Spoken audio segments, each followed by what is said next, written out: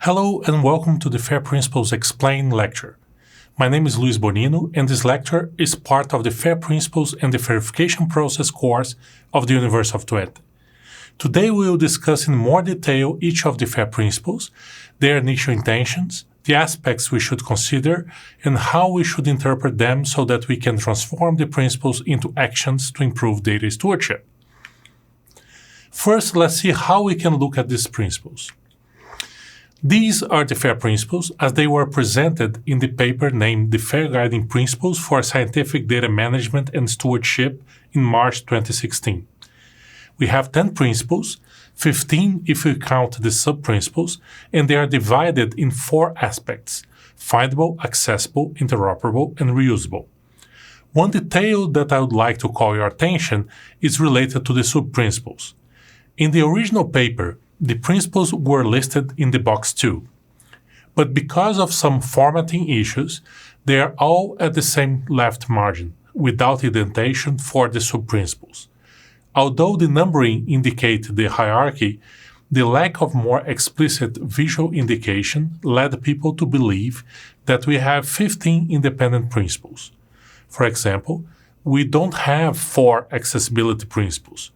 We have 2, A1 and A2. And A1 is further divided or refined into other sub-principles, A1.1 and 1.2. The same for the R1 principle and its 3 sub-principles. Another important point to highlight here is that for simplicity, in the paper and in the principles, we use the term data in a very broad sense. In the paper we stated that, open quote, "It is our intent that the principles apply not only to data in the conventional sense, but also to the algorithms, tools, and workflows that led to that data. All digital objects, from data to analytical pipelines, benefit from application of these principles." End quote. So from here on, I will use data and digital objects interchangeably. The FAIR principles can be looked or understood in different ways. In the next few slides, I will show you some of these ways. First, let's look at what they are composed of. In each of the FAIR principles, we have a number of different facets to consider. In this slide, I try to identify these different aspects or facets of the principles in different colors. As an example, we have the principle F1 saying that the metadata and data are assigned an identifier that should be globally unique and persistent. Here we have several facets. We have the things that we are interested on, data or metadata. Then we say that these 2 things should be assigned an identifier.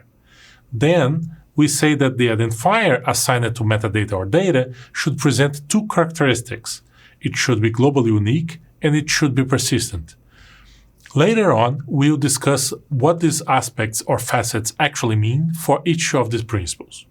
You may have noticed that in several of the FAIR principles we have the word meta in parentheses. This means that the principle applies to both metadata and data. This distinction also makes us considering what we are targeting when applying the principles.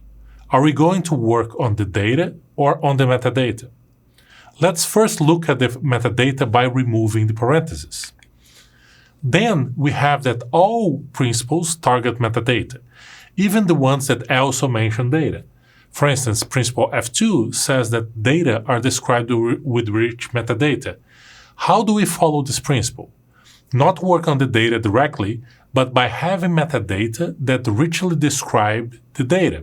So the work is done at the metadata level. If you focus on data by removing the meta in parentheses, we have these principles. In these principles, we work on the data to follow the principle. Now, if we are not looking at the data nor the metadata, we still have other things in the principles. In principle F1, we have that metadata and data are assigned a globally unique and persistent identifier. For this to happen, we need an identification system that provides these identifiers and that will be assigned to both metadata and data.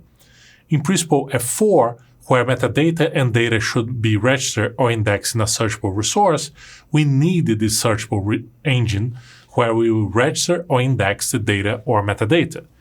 Principle A1 talks about a standardized communications protocol and that this protocol should be open, free, universally implementable, and allow for authentication and authorization.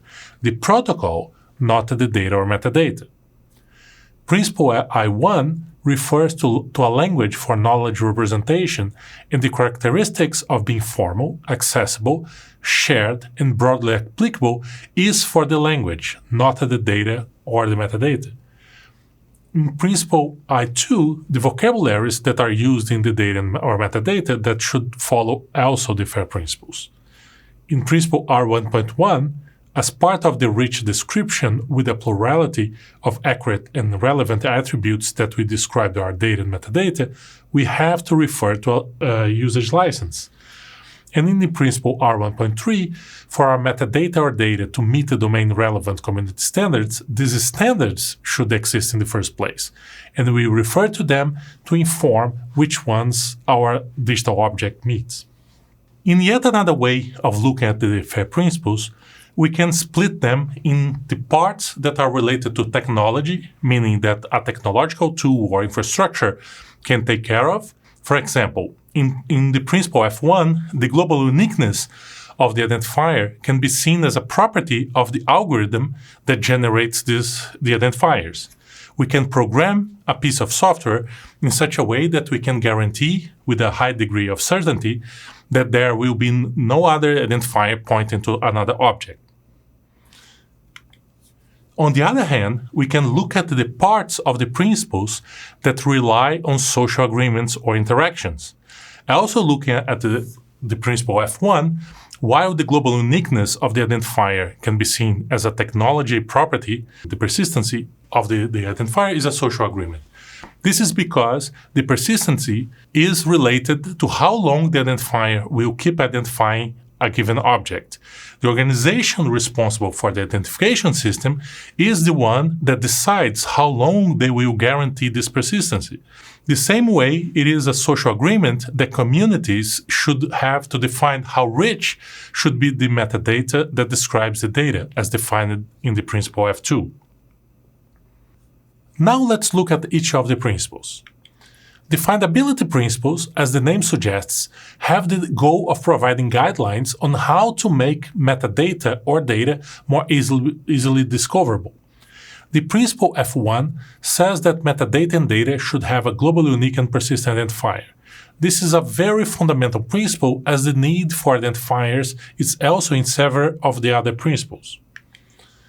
This FAIR principle also reflects one of the ontological principles in philosophy, which is the principle of identity. It is extremely important to be able to differentiate among individuals. In other words, it is relevant to know if two things are the same or different. F1 also defines two properties that should be expected from identifiers. One is that they should be globally unique, and the other is that they should be persistent. The global uniqueness is the property that the identifier should only refer to a single object in the whole world.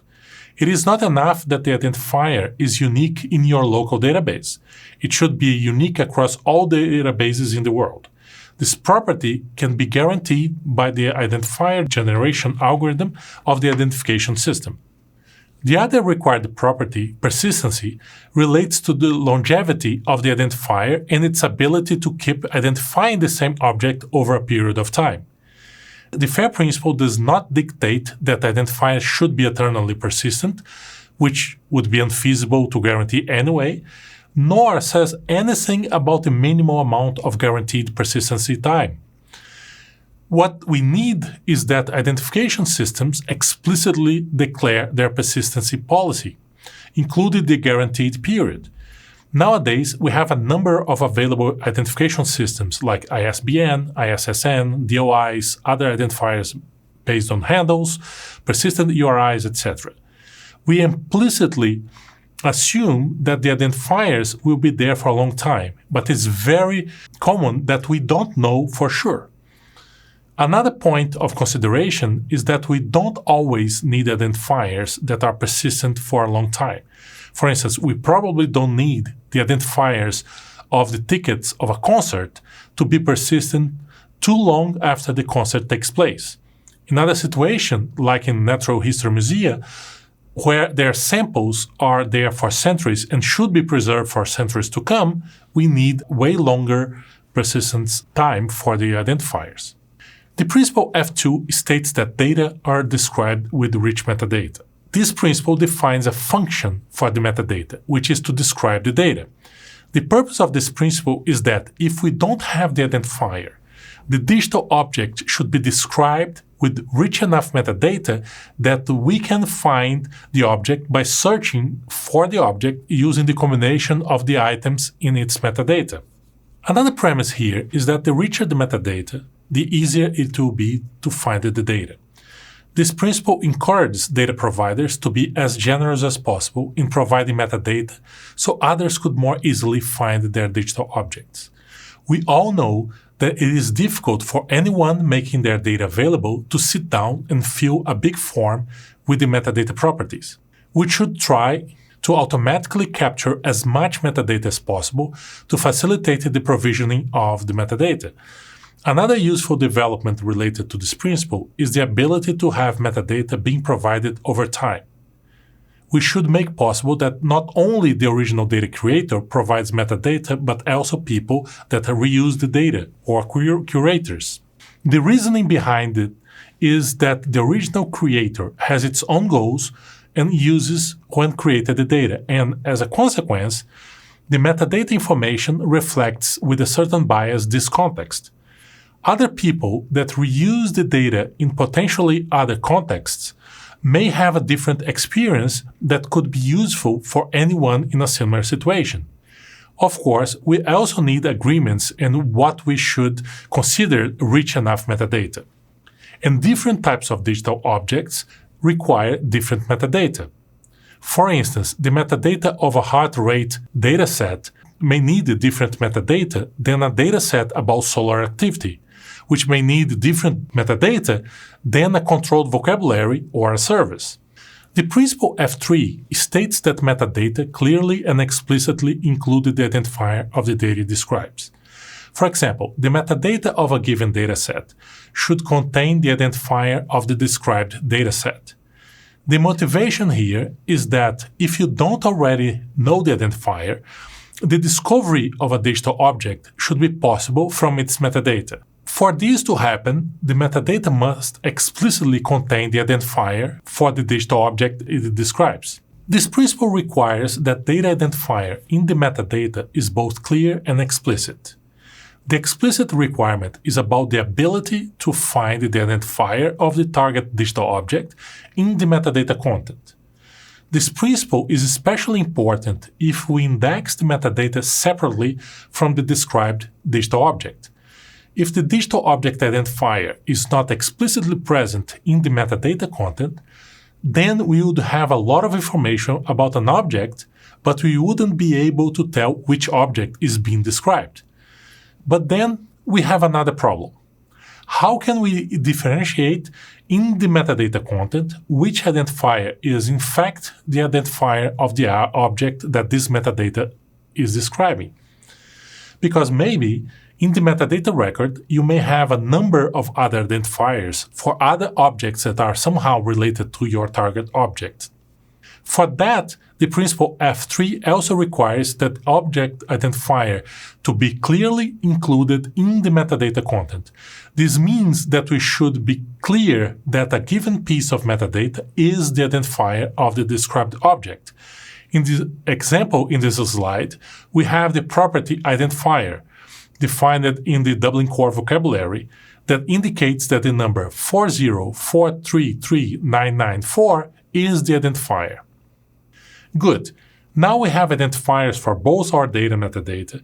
The data are described with rich metadata, and in our metadata we clearly and explicitly included the data identifier. We took steps to make it possible that our digital objects are discoverable. However, to effectively allow others to find them, they should be registered or indexed in a search engine. Most people use a search engine to initiate a search for a particular digital object. If the object or its metadata are not indexed in a searchable resource, the capability for anyone to find it is reduced. It is common to index the metadata and then allow people to discover your data through the properties in the metadata record. For the data part, a full indexing is more or less equivalent to allowing complete and direct querying on the data, which may not be feasible or possible every time or even allowed. An intermediate step would be to select a number of relevant items of the data or parts of the data to be highlighted in the metadata, which would be then indexed. For example, in a data set describing gene information, it may be relevant to include the information about which genes are present in the data set in the metadata record so that people that are interested in other genes do not waste their time with this data set.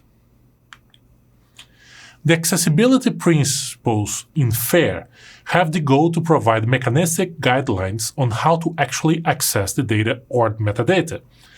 The principle A1 states that metadata and data are retrievable by their identifier using a standardized communications protocol.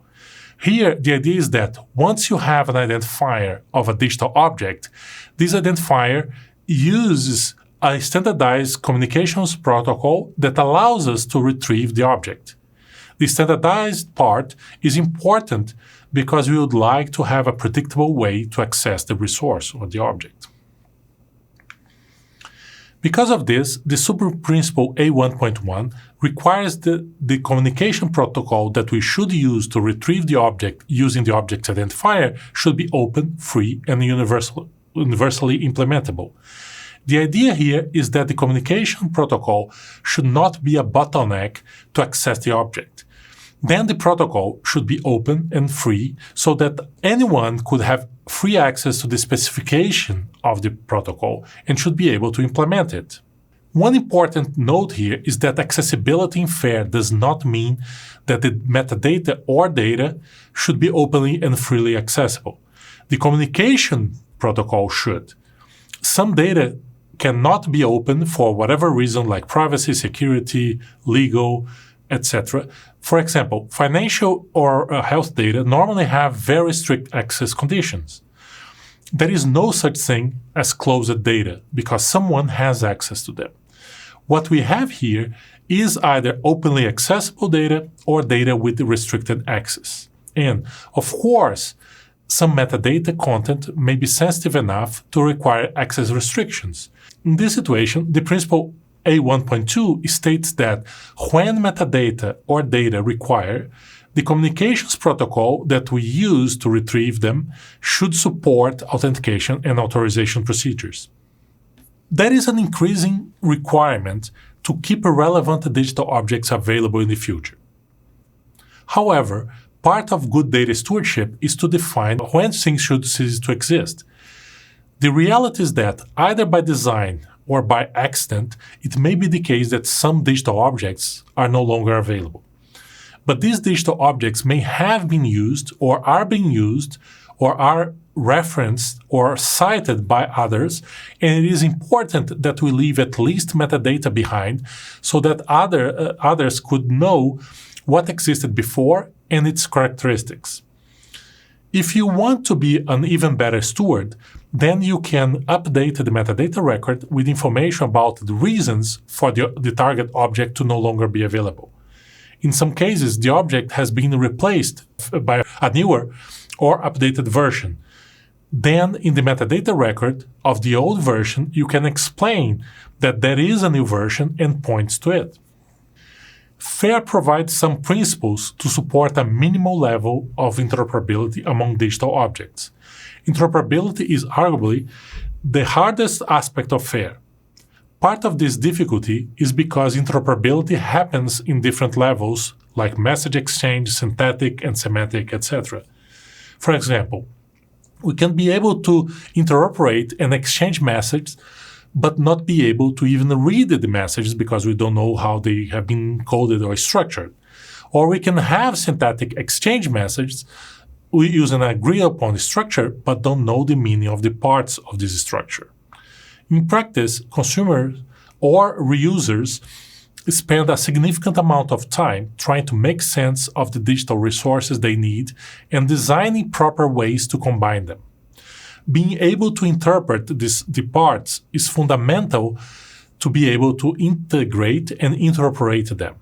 The FAIR principle I1 states that metadata and data use a formal, accessible, shared, and broadly applicable language for knowledge representation.